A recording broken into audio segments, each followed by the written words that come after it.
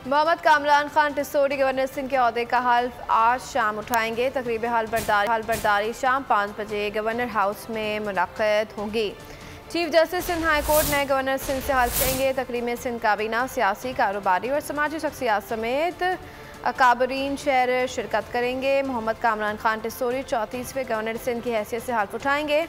गुज़िश्ता रोज़ सदर मुमलिकत डॉक्टर आरिफ अलवी ने मोहम्मद कामरान खान टिसोरी की बतौर गवर्नर सिंध तैनाती की मंजूरी दी थी। सदर मुमलिकत ने यह मंजूरी आइन के आर्टिकल 101 के तहत दी थी। PTI के रहनुमा इमरान इस्माइल की जानिब से गवर्नर सिंध के ओहदे से इस्तीफ़ा देने के बाद ये ओहदा खाली था। मंजिल, रास्ता, जज्बा, भयानक सच्चाई से हटाए पर्दे और तोड़ डाली झूठ की बेड़ियां।